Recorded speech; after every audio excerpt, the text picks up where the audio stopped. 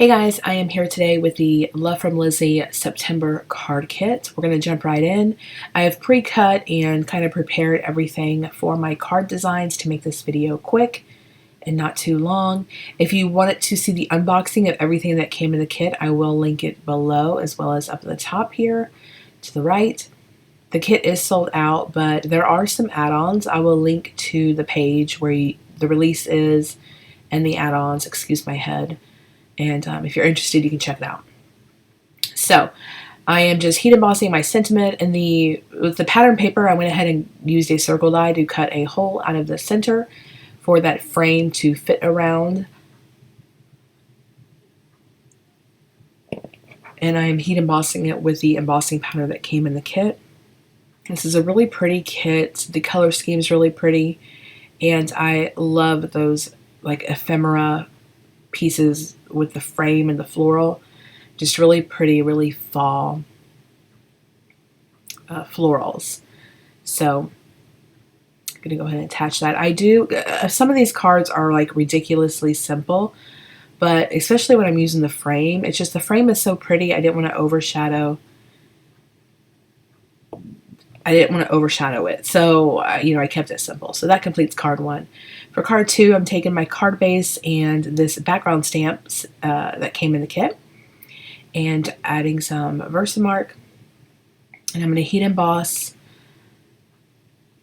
with the embossing powder that came in the kit. Now, I will say, when you are heat embossing with dark cardstock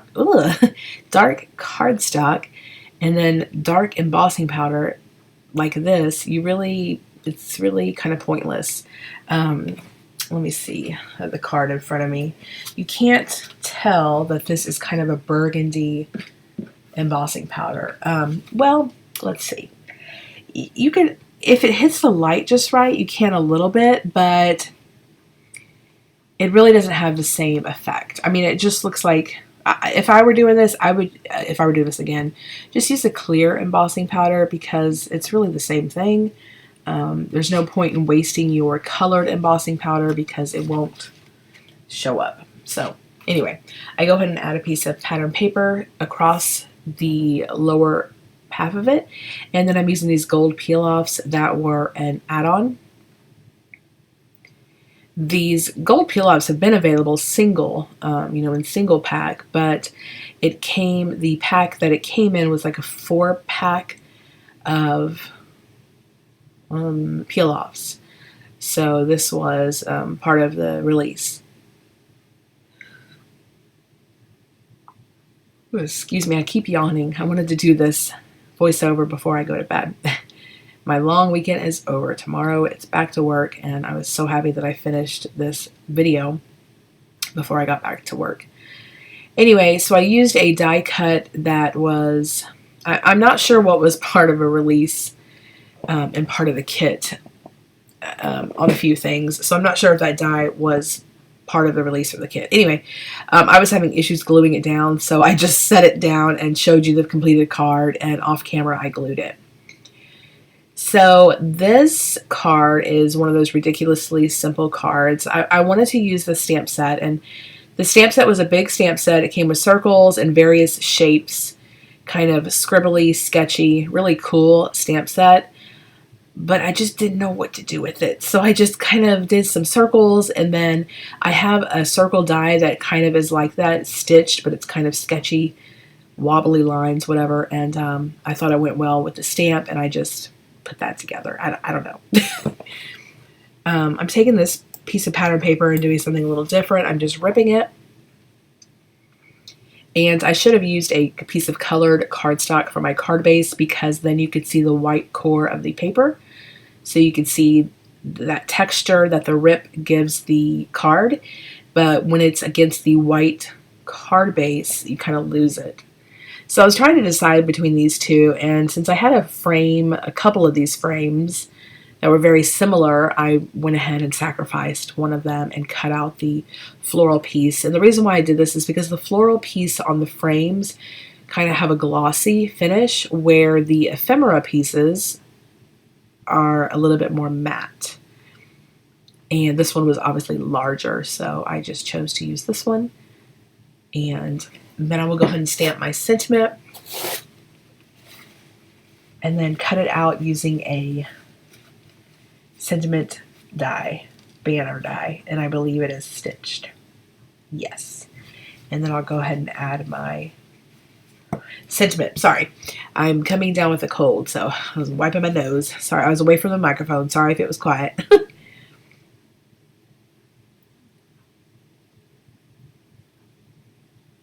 Go ahead and attach the sentiment. And what do I do? Oh, I do add a few sequins once I straighten out this sentiment.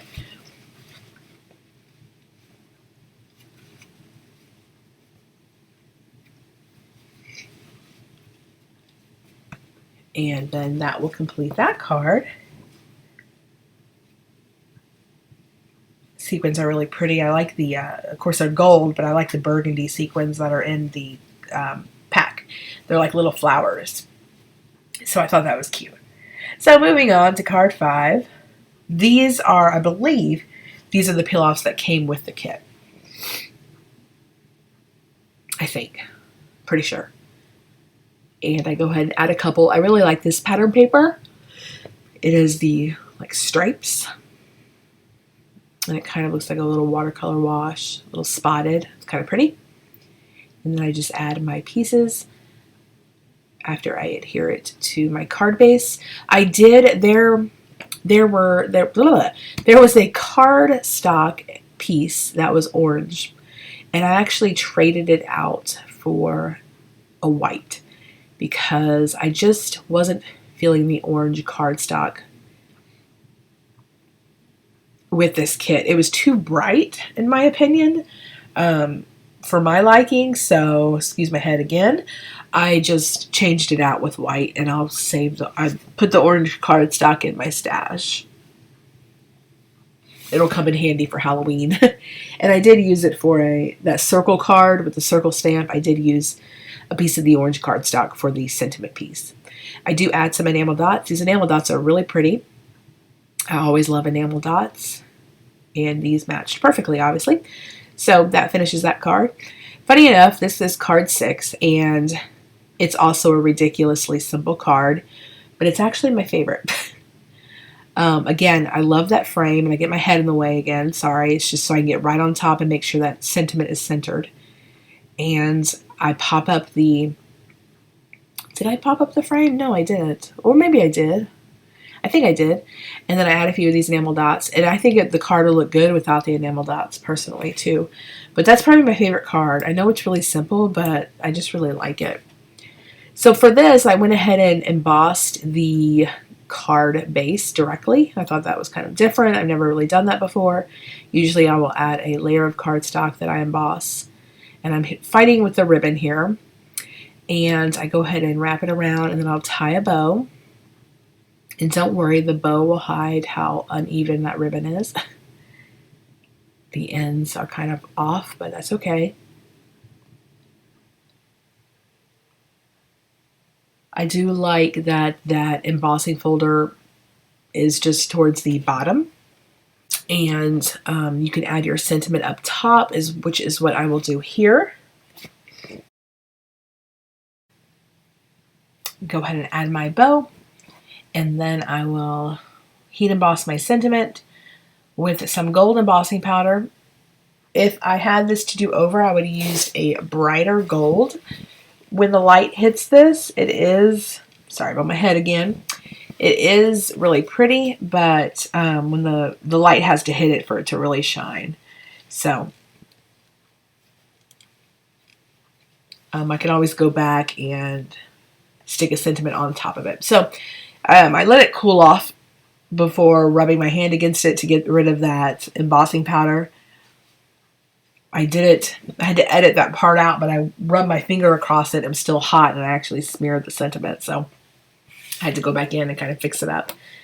Anyway, here is a piece of that vellum that came in the kit, really pretty vellum, and I just cut a little strip off, and using some of the gold, again, pinstripe that was a part of the release. And that circle on the right there is just a piece of pattern paper that came in the kit that I cut out from a circle. And I'm just going to go ahead and use that to stamp my sentiment on there. And I'm using Lawn Fawn's Walnut ink. And I'm using, at some point, Rich Razzleberry by Stampin' Up, I believe. That's what I used, because the purple went perfectly with some elements of the kit. Adding some sequins, and that will complete the kit. I mean, no, that will complete this card.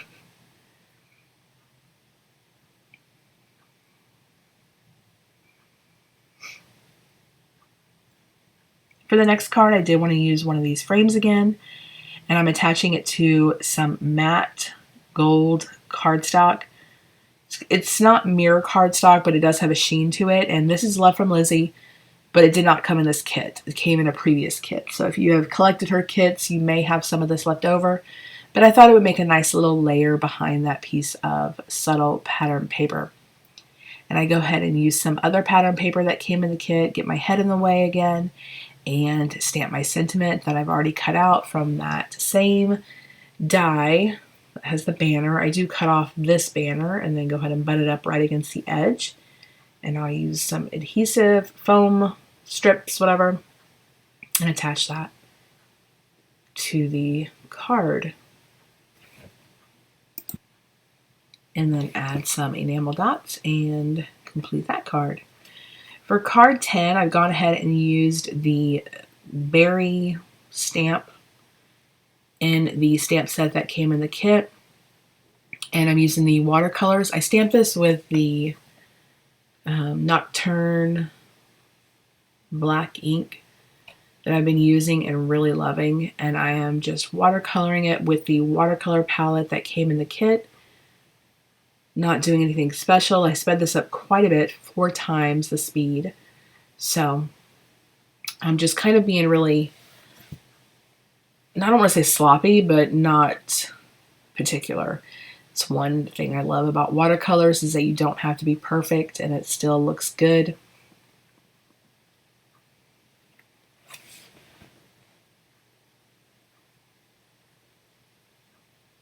I think it's pretty neat that Lizi included this watercolor palette in her kit. It was very different. She hasn't done that before.